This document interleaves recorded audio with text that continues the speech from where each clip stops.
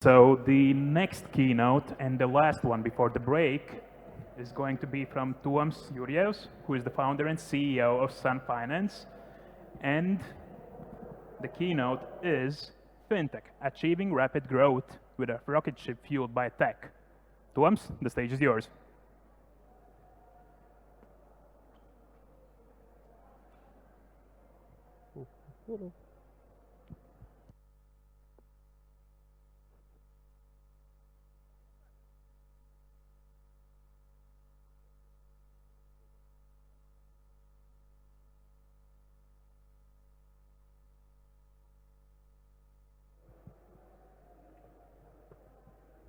Hello, hi. Hi guys, my name is Jurjevs. I'm the founder and CEO of Sun Finance. So this is actually my first time actually speaking to in any conference. So hope that this will be a good experience to you. And but I have been sitting in audiences for some years now, right?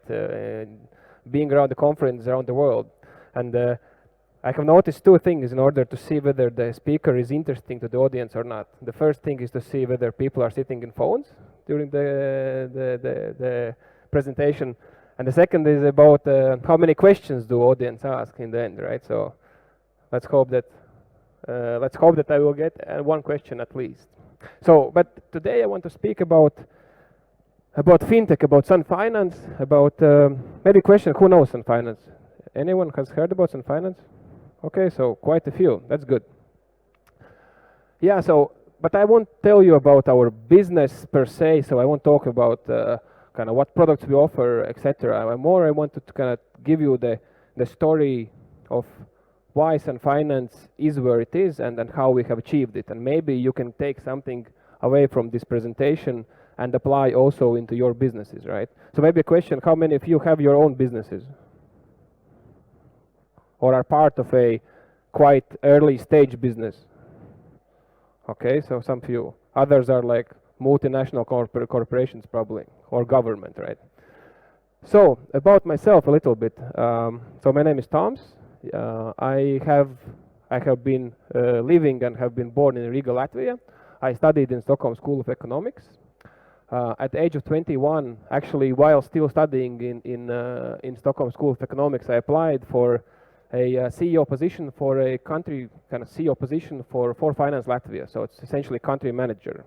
And to my own surprise, at the age of 21, I was approved for this position. And that's how my journey in fintech started.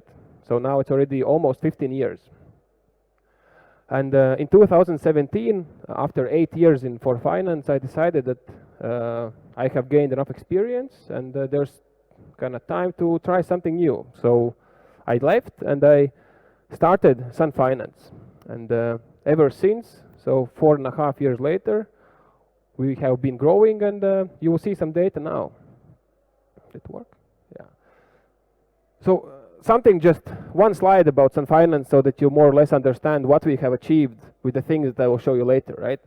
So in January of 2017, we were two people, myself and my co-founder Emils. We had no turnover or revenue.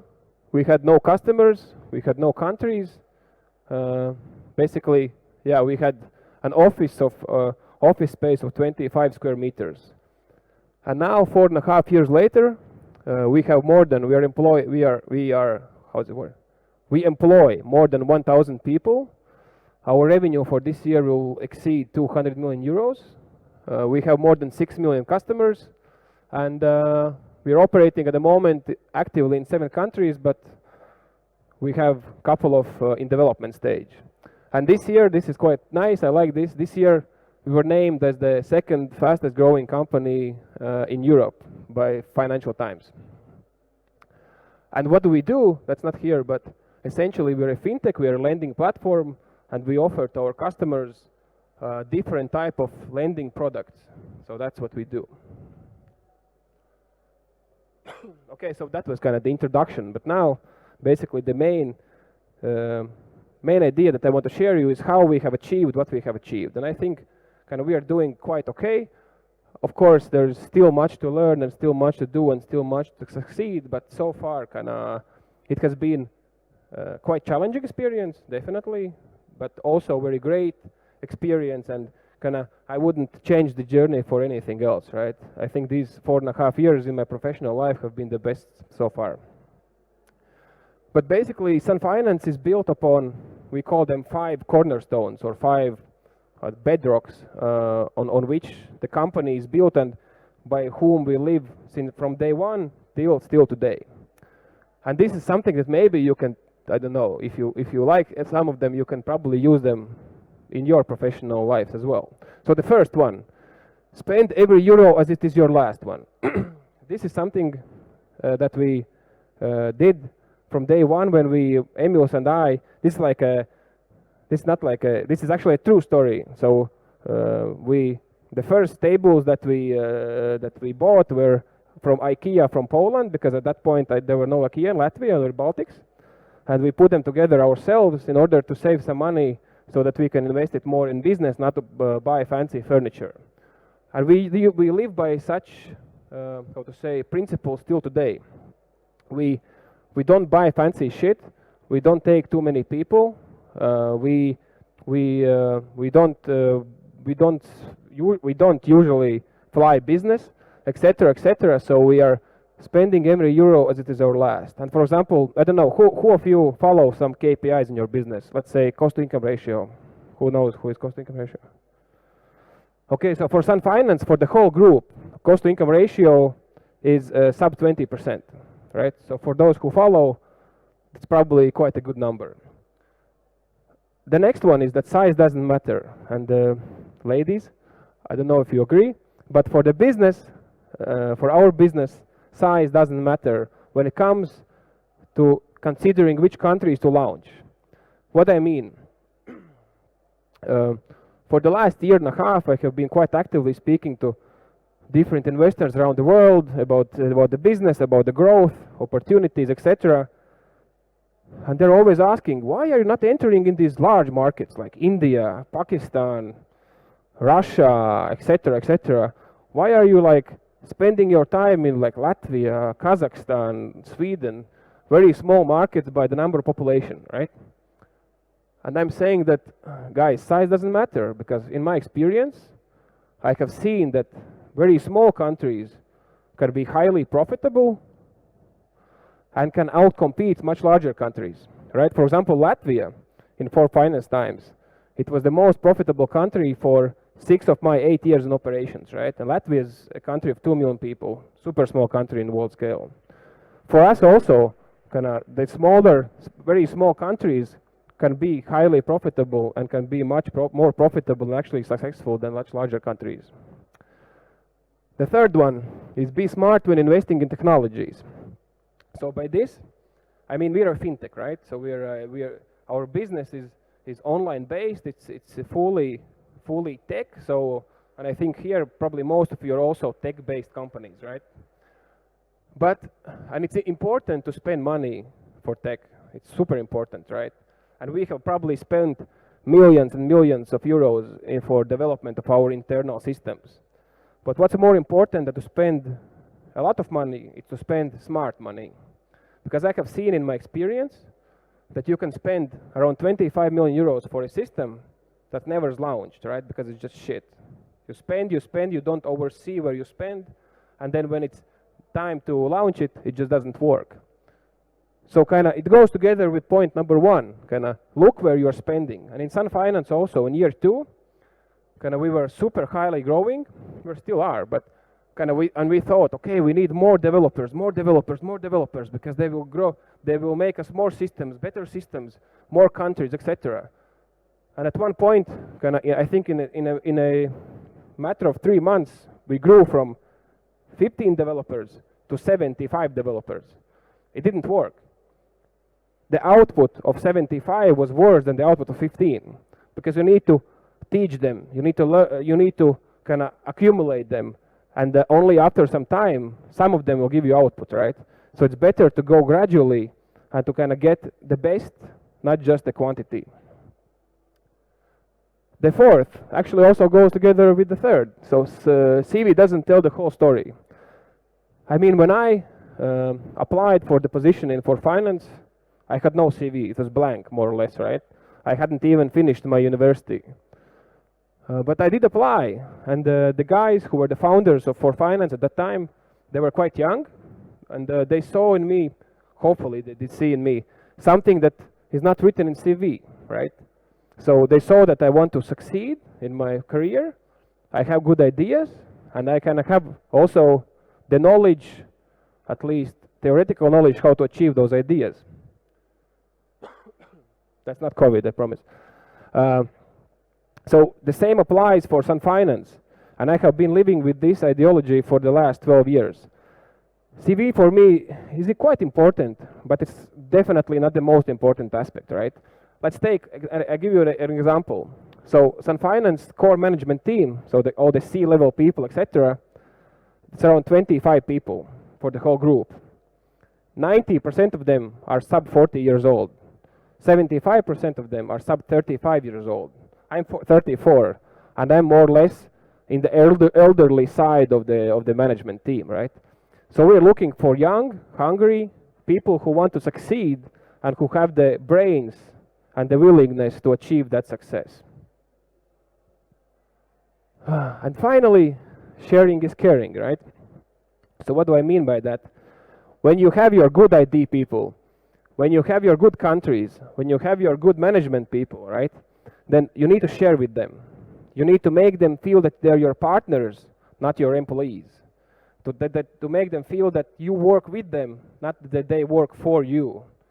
And if you achieve that by sharing with them and by caring for them, trust me, you will get out of those people 10 times more than if you wouldn't do it, right? So sharing is caring.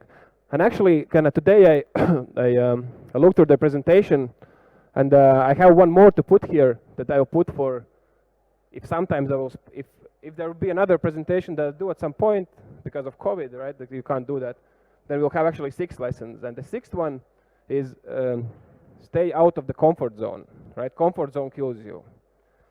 Like we were quite fast growing in 2017 and 18.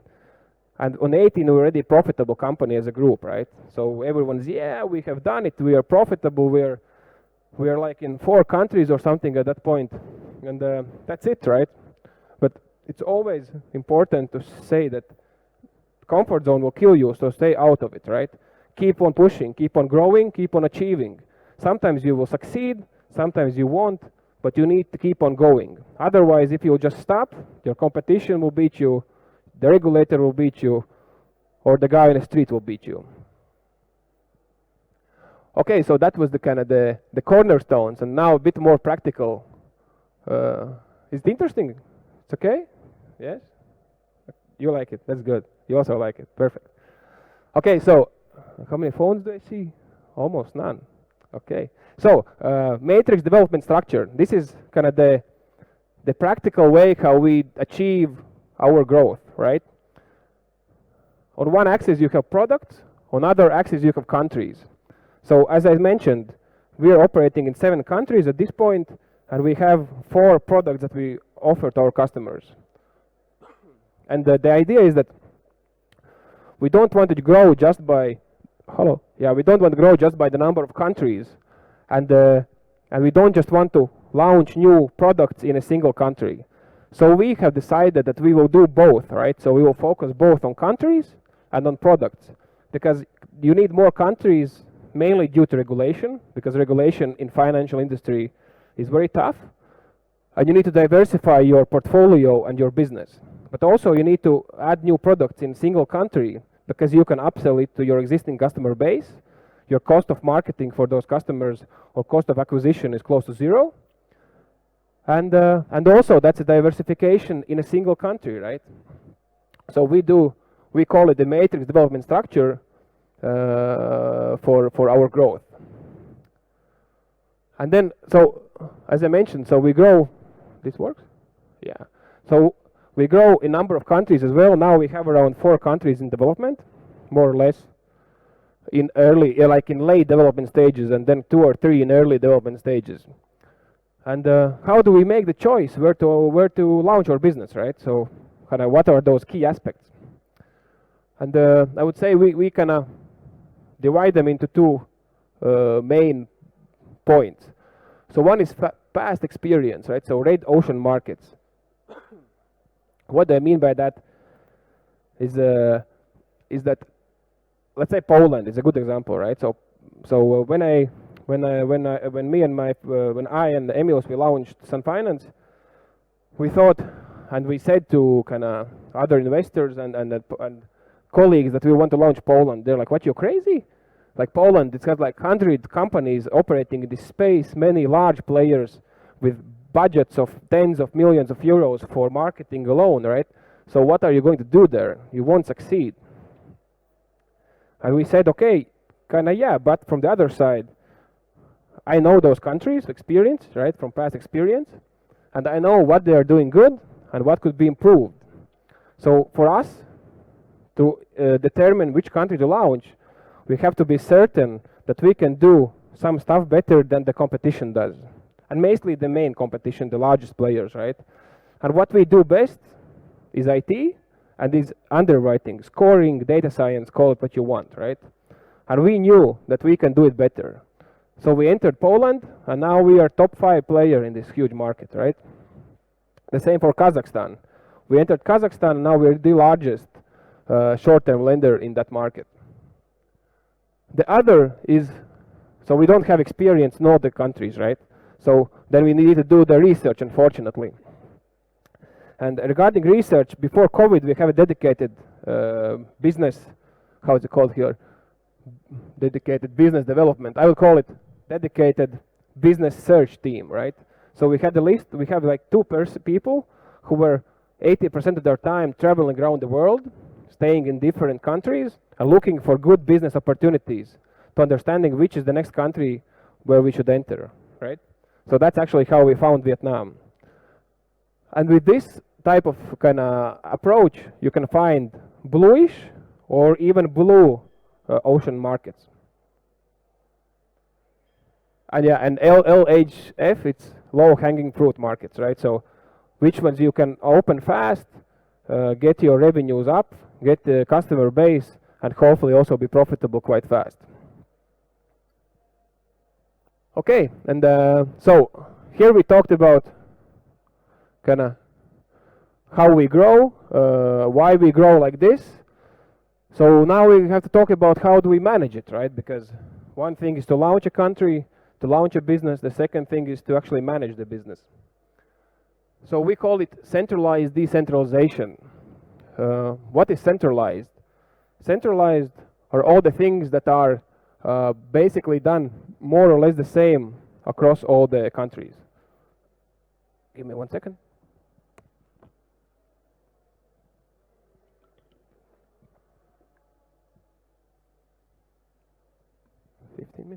Okay, so centralized are kind of the, let's call it the back-end stuff, right? Risks, data science, IT, finance, legal. Those are things that are centralized across all the countries. What does it mean? For example, finance, right?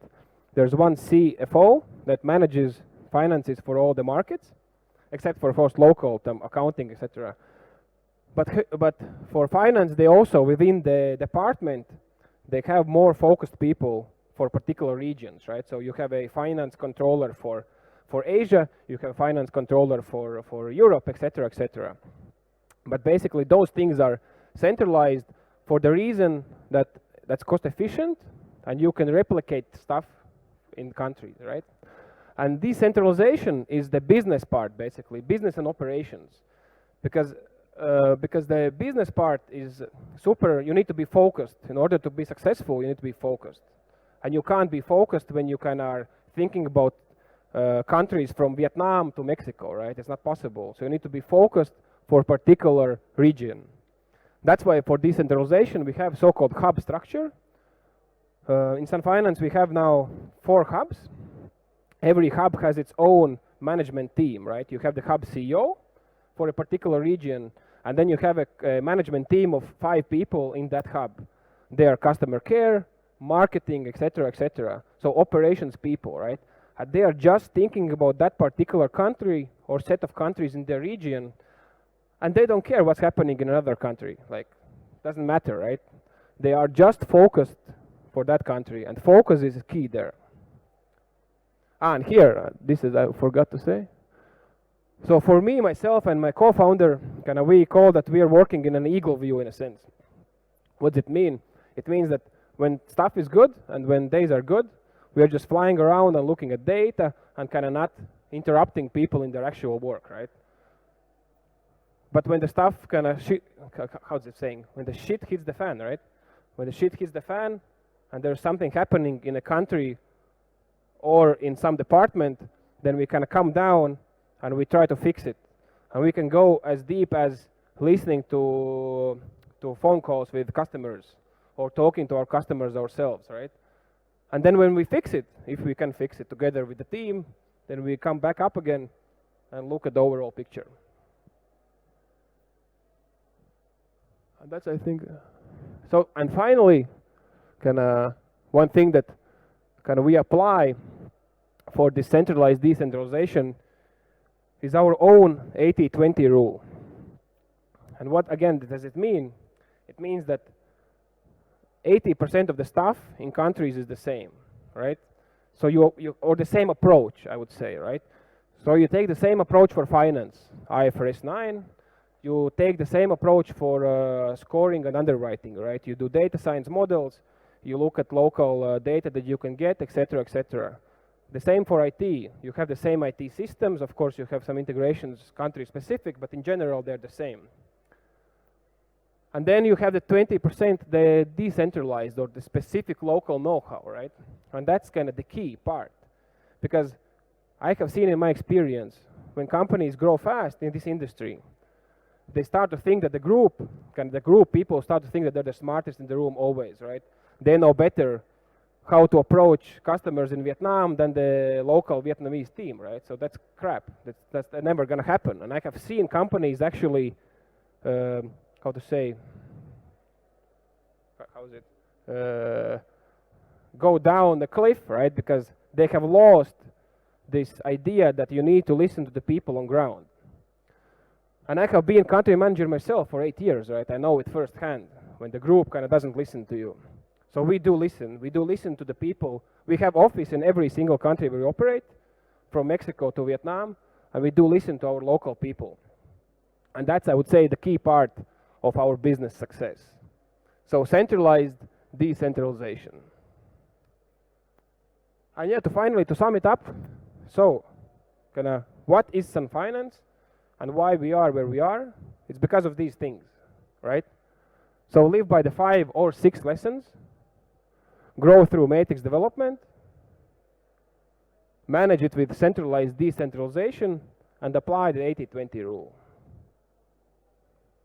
Thank you. Thank you, Tuoms. Are there any questions from the audience for Tuoms? Fuck. Okay. Oh, one. Yeah, I will help you. I will ask one question at least. You work in that segment with short consumer loans, yeah, and in some countries like in Latvia, many years ago it was possible to charge really high interest, and same was in other countries like in Georgia, in Armenia, and others. And some similar fintech companies like Sun Finance, they didn't manage to change their model, and they actually went away. What helped you to adjust? Yeah. Okay, very good question. Actually, we don't just operate in single payment short-term loans. We do have a set of different type of products. So we offer installment loans as well for our customers. We offer line of credit in our Scandinavian countries, and now very soon we're launching buy now pay later product, right? So that's why we are a lending platform, not a single product company. And that's a way how you can manage your risks, right? The second thing is, as in the finance, and probably some, like, I don't know, many of you have learned finance and studied finance, right? The key, who knows the key principle in investing and in finance? About eggs and baskets, right? So don't hold all your eggs in one basket. And that's why we have many countries, because you need to diversify your risks. Like those companies that fail usually are those that even if they have 7 countries in their portfolio, 80% of their business is in one country, right? And then if that country goes bust, then you're basically out of work. And finally, it's about costs, right? So you always have to be prepared that something can happen, right? I don't know anything from regulation to new players coming in and taking your market share to whatnot, right? To COVID, right? COVID is a perfect example. Nobody foreseed COVID, right? It's not regulation, it's not competition. It's just I can't say that word. It's just COVID, right?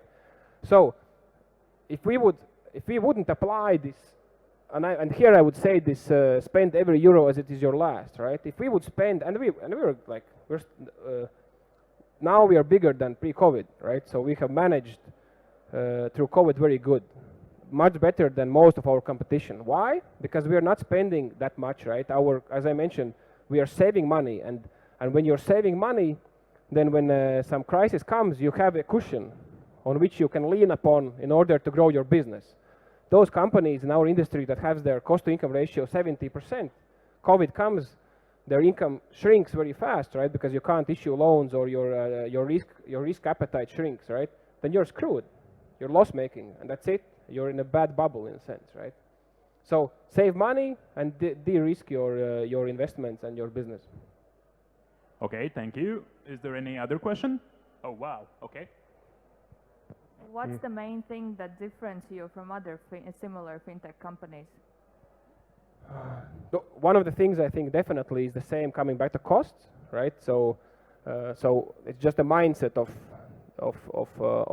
not overspending to stuff when you actually can do it, right? You can, but you don't. You can. In Russian, there's a word "panty," right? So you don't do the panty stuff, right? So that's very important. But second thing is definitely I think we have a very good IT systems that of our competition, maybe better most of our competition, as we believe, right? But I think the most important thing is that we can underwrite and score our customers better.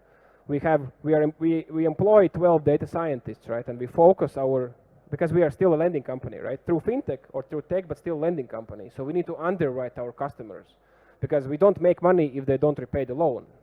It's very important that they do actually repay the loan. So sometimes people forget that in our industry.